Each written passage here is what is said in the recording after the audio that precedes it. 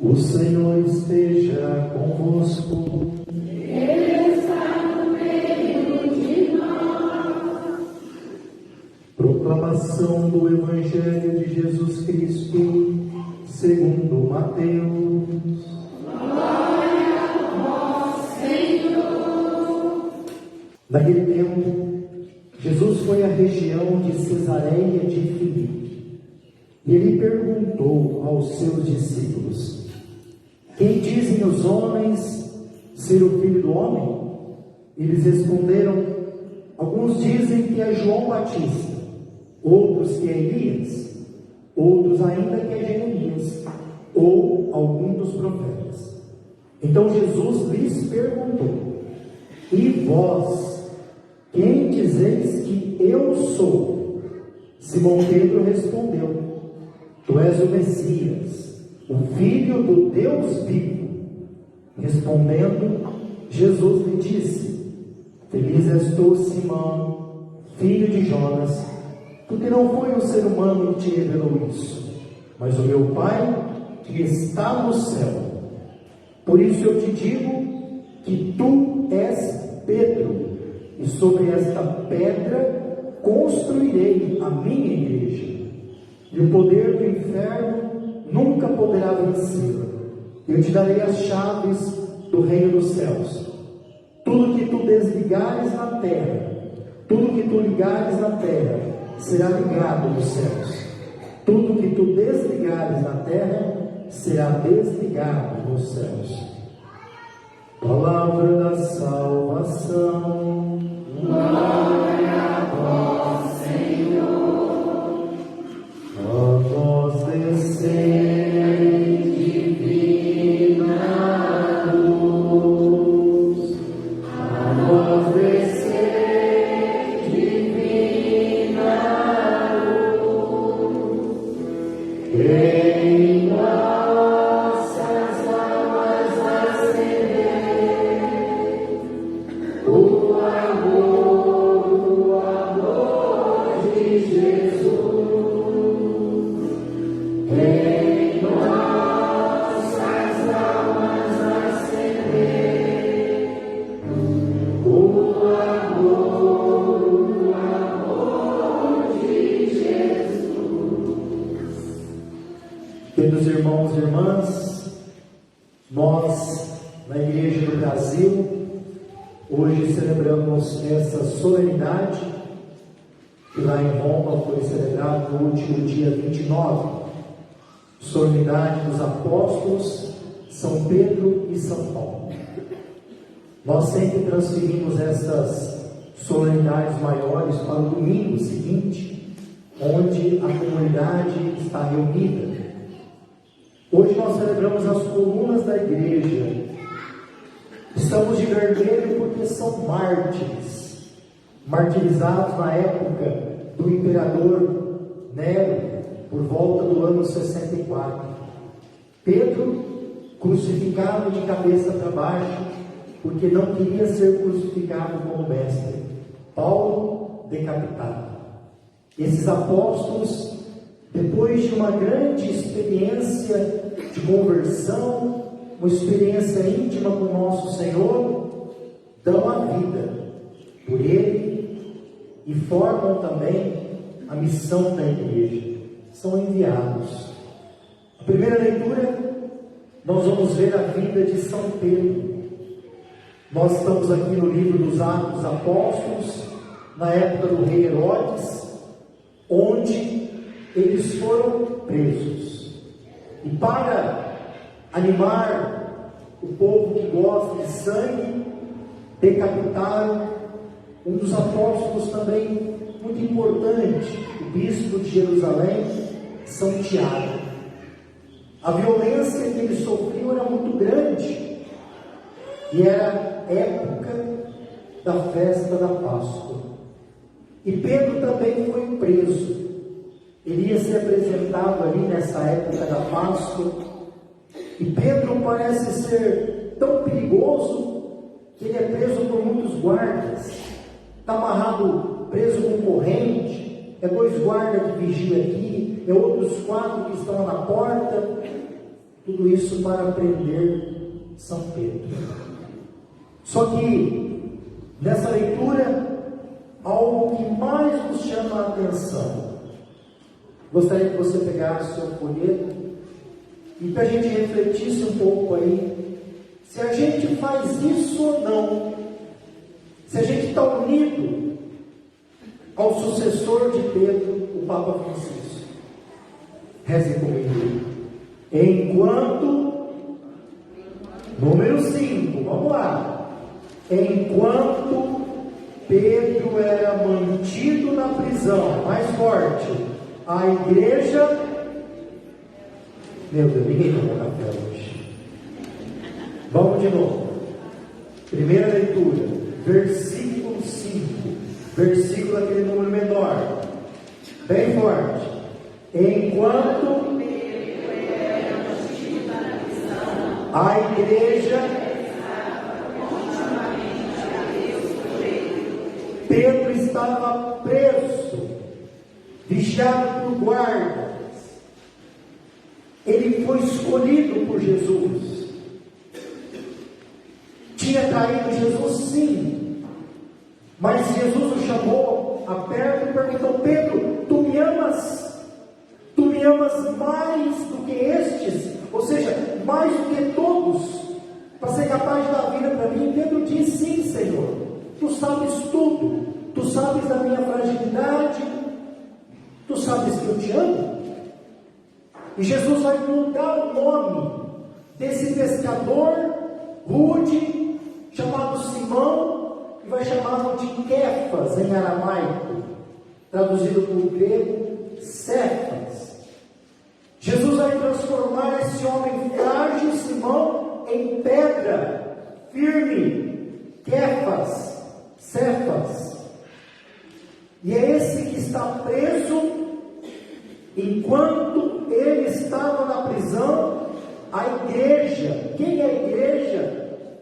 A igreja não é um templo, a igreja somos nós. A igreja rezava continuamente por Pedro, que estava na prisão. Hoje Pedro para nós é o Papa Francisco, porque Deus o constituiu assim, e nós temos como católicos a missão de rezar por ele. O Papa tem uma missão que ninguém tem. Ele é o bispo de Roma, e o bispo de Roma é aquele que preside na colegialidade os demais bispos, apacenta. Diz Jesus para Pedro: apacenta as minhas ovelhas. A missão de apacentar primeira é do Papa, Pai, um Pai querido, e nós temos que rezar por ele, pelo Papa Francisco. A leitura vai dizendo que Deus envia um anjo para libertar ele da prisão. O anjo manda ele se levantar, vestir a capa, se cingir e vai guiando. O anjo vai guiando Pedro, que parece não acreditar no que está acontecendo. E ele vai passando pela cela, antes fechada, agora aberta, antes algemado, agora libertado, e o anjo o guia para fora da prisão. E Pedro aqui, ele obedece o anjo. O Papa não obedece a sua cabeça, o Papa obedece a Deus, como o Pedro obedeceu ao anjo. Segunda leitura, a gente pode chamar ela do testamento espiritual de Paulo. Oxalá que um dia nós cheguemos a uma maturidade da fé tão importante que a gente fosse capaz de traduzir o que a gente está experimentando da nossa vida com Deus. Assim é a de Paulo. Já estou para ser derramado em sacrifício. Está consciente. Está consciente que vai ser morto. Vai ser morto porque defendeu a Cristo e não trocou por nenhum cargo político. Defendeu a Cristo e não trocou por nenhum privilégio. Defendeu a Cristo e não trocou por falsa doutrina que a gente vê 24 horas em programas da televisão. Combati um bom combate. Primeira coisa que Paulo fala dessas três: combati um bom combate, completei a corrida, guardei a fé. A nossa vida, ela é um grande combate. Quem aqui não vive, não passa por combates espirituais? Só que Paulo, diante do combate, ele não desiste. Deus nos oferece armas santas para combater. A pergunta aqui é se você tem se utilizado das armas para combater. Senão a gente vai cair em todo momento. A Santa Missa é a maior arma da fé que nós temos, porque nós recebemos a Santa Eucaristia, a arma da palavra de Deus, a arma dos sacramentos. Os pais que não oferecem às crianças do batismo, arma da confissão, arma da unção, arma da oração. Paulo também, no seu combate, foi sustentado pelo coração. Completei a corrida. Um dia, quando uma mulher foi no túmulo e viu que estava vazio, ela correu até onde estava Pedro e João. E Pedro e João saíram correndo até o túmulo. João era mais jovem, chegou primeiro. Chegou e não entrou. Esperou a autoridade de Pedro para que entrasse primeiro. Completei a corrida. Ninguém na igreja precisa atropelar o outro para chegar em algum lugar. Tem gente que vai atropelando as pessoas, querendo aparecer, ocupar os primeiros lugares. Essa é a pior corrida que tem. Essa corrida que o Evangelho nos fala, ela não é individualista. A gente corre dando a mão, a gente corre caindo e se levantando, mas nunca ficando no chão. Completar a corrida é a nossa missão. Abraão um dia saiu de um lugarzinho chamado Ur dos Caldeus e foi ter que completar a corrida numa terra prometida que nem conheceu. Moisés, que significa tirado das águas, era para ser jogado fora no rio. Deus tinha uma missão para ele, ele foi completar a corrida. Pensava que a vida dele estava uma beleza. Quando foi criar o rebanho do seu sogro Jetro, Deus pega ele e fala: Moisés, eu quero que você vá lá no Egito libertar o meu povo. Não era vontade de Moisés, era vontade de Deus.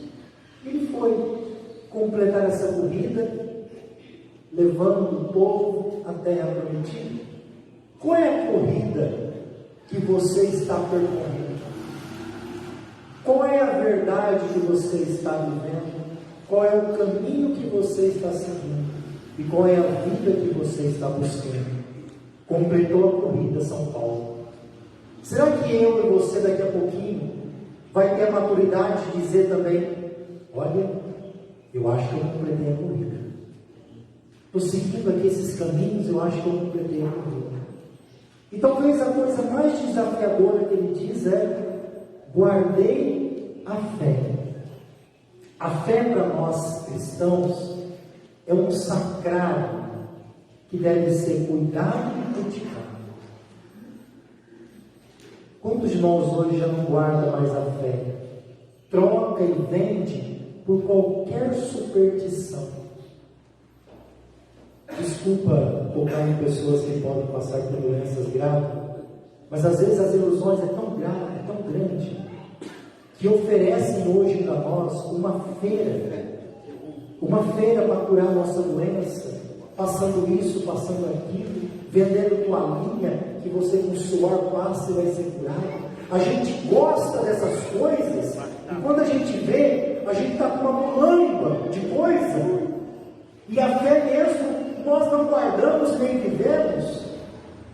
A fé é para ser provada, e diz Paulo: guardei a fé, não precisei de uma feira de artigo supersticioso para viver minha fé, guardei a fé. E termina assim: diante de todos os desafios, mas o Senhor esteve ao meu lado e me deu forças. O Senhor esteve ao meu lado, junto comigo, e eu não caí, porque Ele me deu forças.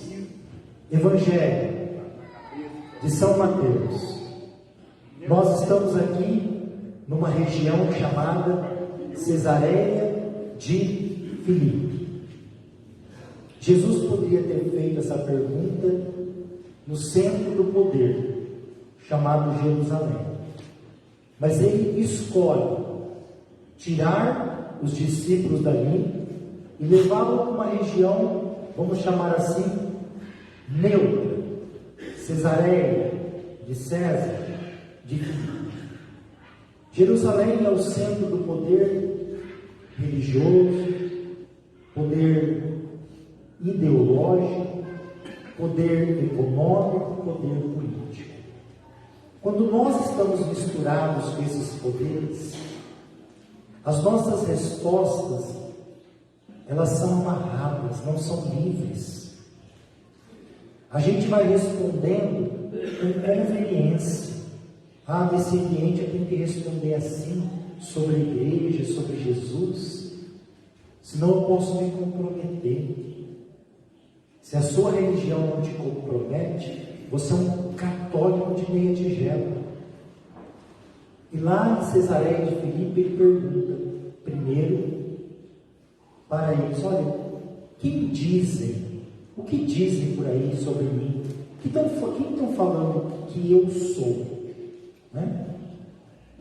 E aí eles respondem: alguns dizem que é João Batista, outros que é Elias, outros dizem ainda que tu és Jeremias ou alguns dos profetas.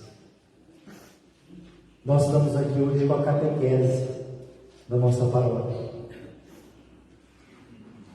Se a gente perguntasse hoje para os catequizandos quem é Jesus para eles, o que será que eles responderiam? Será que a gente responde o que é Jesus conforme a mídia fala? Talvez uma criança inocente podia dizer: Jesus para mim é como um super-homem, porque ele é forte. A Bíblia não fala que ele voa, mas na cabeça da criança às vezes até voa, né?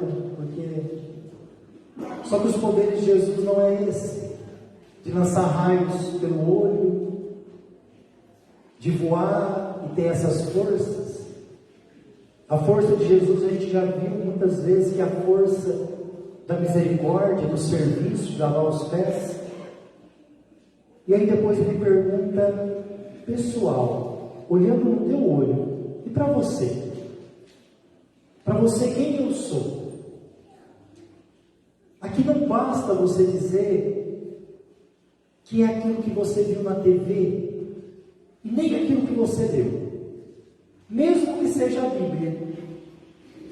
Tem gente hoje que lê a Bíblia, mas ainda não se encontrou com Jesus.